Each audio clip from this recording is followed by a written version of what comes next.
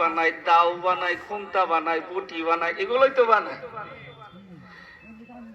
যে আমার কাছে একটা মেসেজ আছে, কি মেসেজটা হলো, আমার পাশে আমার গ্রামে আমার প্রতিবেশী কামারকে রব্বুল আলামিন আমার চেয়ে অনেক বড় জান্নাতের মালিক বানাই দিচ্ছে।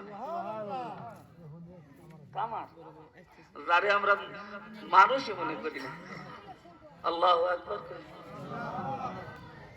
আপনি কামার হন আর সামার হন,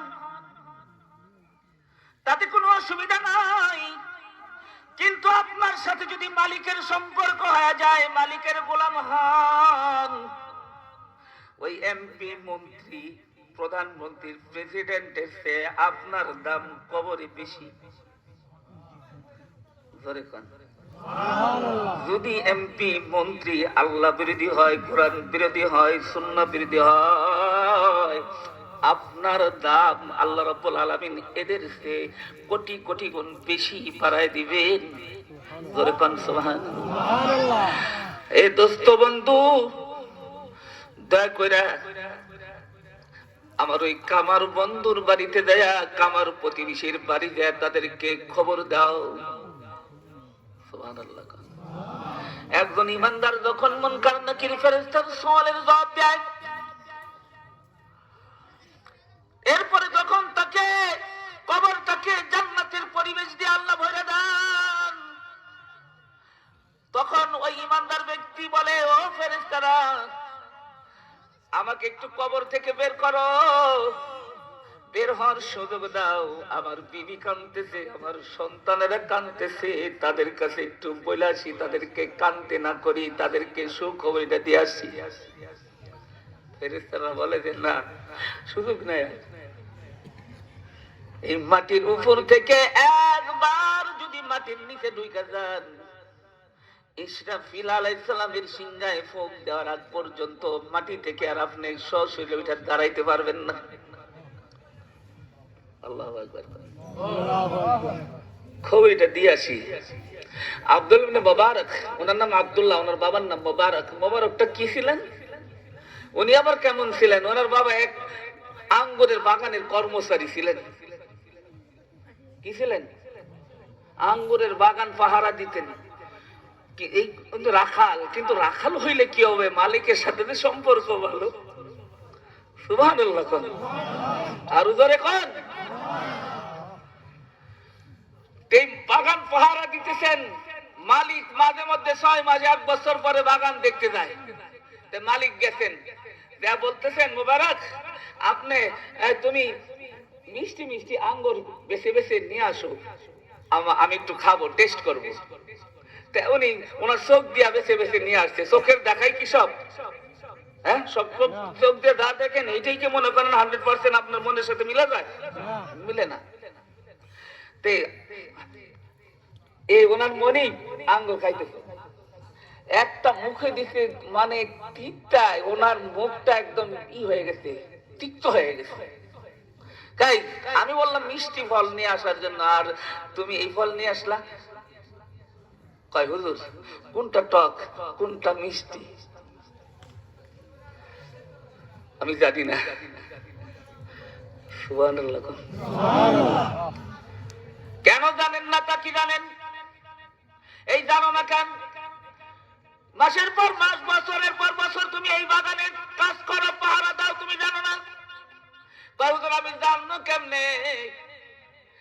আপনি পাহারাদার বানাইছেন, আমাকে তো খাইতে নির্দেশ দেন না, এই কারণে আমি কোনটা টক কোনটা মিষ্টি বলতে পারবো না। একটা আঙ্গুরও আমি এই কয় বছরে খাই না। আর আমাদের দেশের এমন এমন লোক আছে, তাকে যদি আঙ্গুরের বাগান পাহারা দিয়া মালিক যদি 6 মাস না যায়, 6 মাস পরে দেখবো যে কিছু নাই, সাফা কিরকিরা। জনগণের ভোট নিয়ে আমরা যারা কি করি, এই আপনার মসনদে যাই, পার্লামেন্টে যাই, দেখা যায় অনেকেরই তো হালত খারাপ। সব এমপি মন্ত্রীরা কিন্তু খারাপ না, ঠিক আছে না? অনেক এমপি মন্ত্রী একটা পাকা বাড়িও নাই, এরকম ইতিহাস বাংলাদেশের ইতিহাসে আছে, আছে না নাই? একটা ভালো গাড়ি কিনতে পারে নাই, এরকম আছে। আবার একদম রাস্তার ইট থেকে শুরু করে খাত খাল খত টিয়ার টিয়ার খাবি খাজা আছে সব খায়া বলাইছে, দুনিয়াটা সাপ্পা করে খায়া বেগম পড়াই বাড়ি আছে না নাই? আল্লাহু আকবার বলেন। আর বছরের পর বছর আঙ্গুরের বাগানে পাহারা দেয়, ফল খায় নাই। মালিক চিন্তা করলো এটা তো সাধারণ মানুষ না, এটা বিরাট মাপের একজন হলি, তাই মেয়ে আমার একটা আছে সুন্দরী, এইটারে ওর লগে বিয়ে দিয়ে দিব। বিয়েও হলো। বাপ যেমন তো ছেলেও তো ওইরকম হবে। আপনি মনে করেন দুনিয়া রকম করে বেড়াবেন আর আপনার ছেলে বাইরের বুঝতামই হবে, কাজ হবে? কতক্ষণ দেখেন, এটা কিন্তু হবে না। আল জিনসু ইয়ামিলু ইলা জিনসিহি, জেনেটিক ব্যাপার আছে। আপনার জিন যদি আল্লাহ বিরোধী হয়, নবীর তরিকা বিরোধী হয়, আপনার যে জিন থেকে আরেক জিন আসবে সেটাও তাই হবে। কতক্ষণ দেখেন।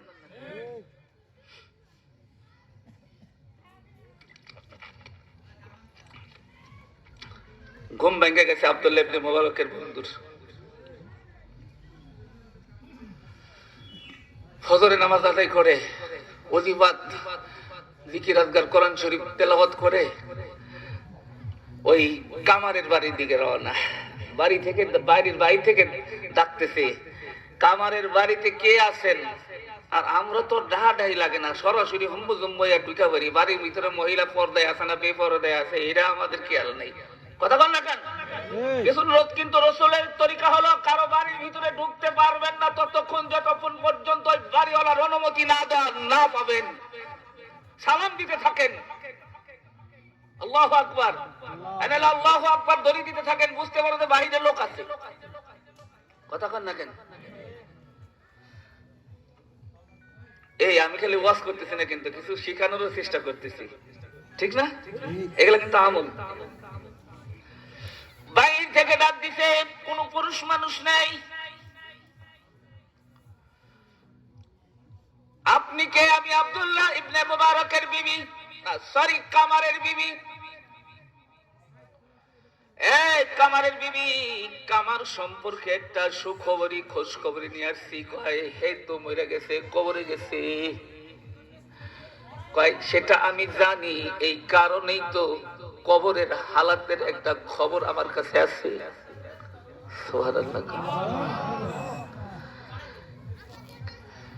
পর্দার আড়াল থেকে আব্দুল্লাহ ইবনে মুবারকের বন্ধু জিজ্ঞেস করে, খোঁজ খবরই দেওয়ার আগে শুনতে চাই কামারের আমলি জিন্দেগিটা কেমন ছিল।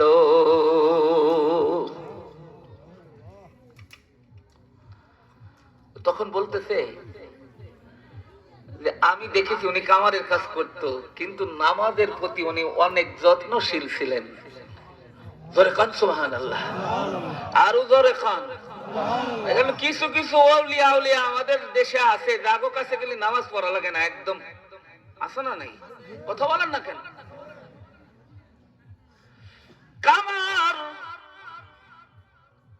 কামারের বিবি ডাক দিয়ে বলেন, আব্দুল্লাহ ইবনে মুবারকের বন্ধু দোস্ত, আমার স্বামীকে দেখতাম কয়লার মধ্যে আগুন ধরাইয়া লোহাকে গরম করতেন, হাতুড়ি দিয়া পিটাইয়া লেবেল করে অস্ত্রপাতি বানাইতেন। মসজিদে মুয়াজ্জিন যখন আযান দেয়, আল্লাহু আকবার আল্লাহু আকবার, আমার স্বামীকে দেখতাম হাতুড়ি উপরে উঠাইছেন। মসজিদে মুয়াজ্জিন আযান দিছে, হাতুড়ি দিয়ে আর ওই লোহার উপরে গরম লোহায় আর বাড়ি দেন নাই, হাতুড়িটা ফেলে দিছেন। সুবহানাল্লাহ। 2 মিনিট 5 মিনিট লাগতো, কিন্তু সেটাও না করে উনি ফেলাই দিছেন। আমি জানতাম যে আমার স্বামী এখন আর নিজের কাজ করবে না, মসজিদে যাবে। আমি দৌড়ে গিয়ে ওযুর পানি এনে আমার স্বামীর দিতাম, ওযু করাই দিতাম। বিবি কামারে রইলে কি হইব? আল্লাহর আইন যেই ঘরে লঙ্ঘিত হয় না, যেই ঘরে আল্লাহর আইন বাস্তবায়ন আছে, ওই ঘরের মধ্যে বিবি দিয়া শান্তি আছে, সন্তান দিয়া শান্তি আছে।